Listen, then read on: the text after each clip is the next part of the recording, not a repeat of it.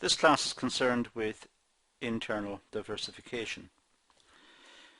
Now, one form of internal diversification is to market existing products in new markets. So it's growing the business by taking existing products but introducing the existing products into new markets, perhaps overseas markets. So it's diversifying in the sense that it's now looking at other markets.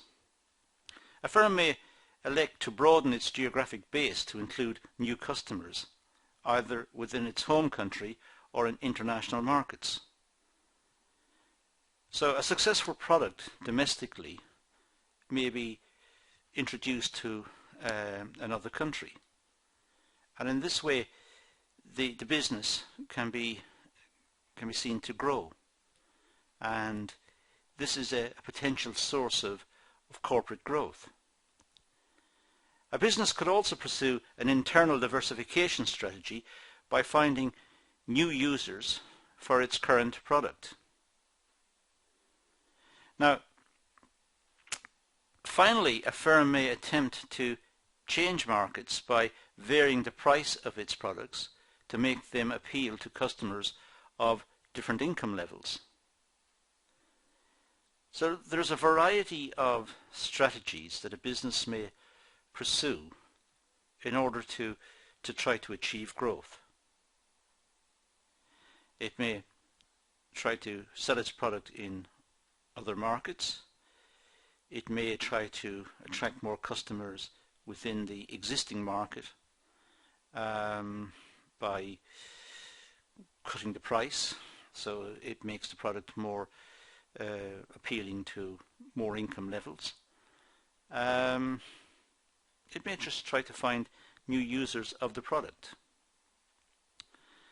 So these are potential ways of increasing sales and looking for corporate growth, looking for the growth of the business. Now, in terms of internal diversification, this is another form of growth that the business may pursue. So it's to market new products in existing markets. Now, the last set of slides I was talking about using the same product and trying to extend the range of the existing product by cutting the price, making it available to new purchasers, people on different income levels, introducing the product overseas, perhaps into new markets and so on.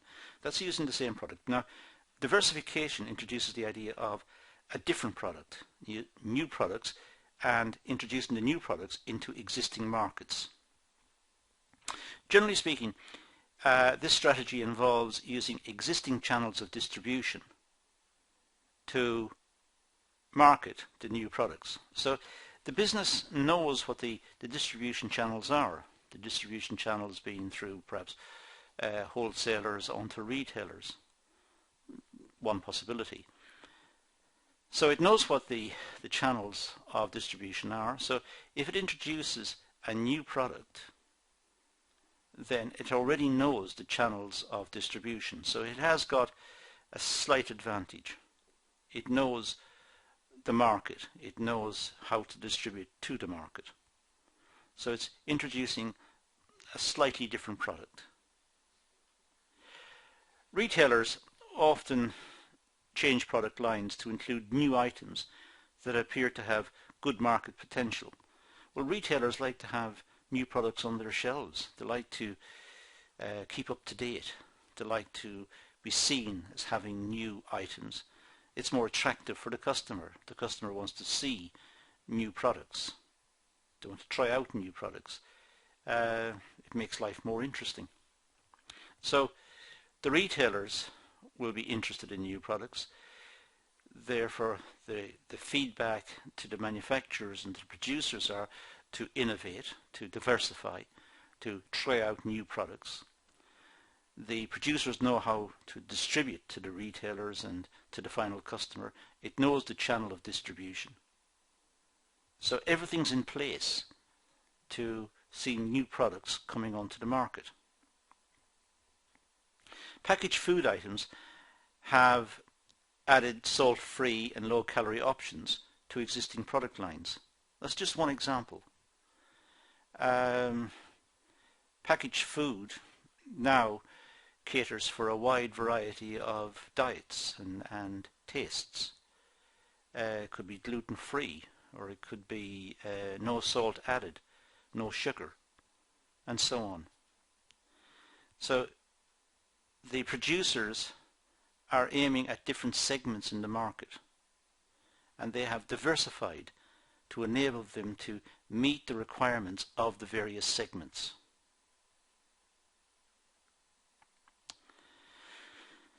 Conglomerate growth is possible through internal diversification. Conglomerate growth means that sometimes the business may develop new products which are unrelated, and therefore the business is going in various directions, addressing various markets simultaneously. So it's possible through research and development that totally new products are developed. So the strategy of conglomerate growth is to market new and unrelated products to new markets. You could say it's somewhat risky, because it's a bit like setting up a new business from scratch. But the business does have a management team. It does have knowledge of the market, knowledge of distribution, knowledge of the market coming back from market research and from the marketing staff. So it's not going into it blind. It is perhaps a carefully calculated venture. So it's developing new products and aiming the new products at different parts of the market. It is a risky strategy. It requires the company to enter a new market where it's not established. And it's also developing and introducing a new product. So it is risky, but at the same time it may be based on good information coming back from the market, information about customer requirements, customer needs, and niches in the market that are not currently being satisfied. Research and development costs, as well as advertising costs, will likely be higher than if the existing products were marketed. It's a new product, so it'll have to be developed. There'll have to be research and development costs, and it'll have to be introduced to the market. So it will be higher costs. In effect, the investment and the probability of failure are much greater when both the product and the market are new. However, we need this type of diversification as consumers, because otherwise we will never have new products.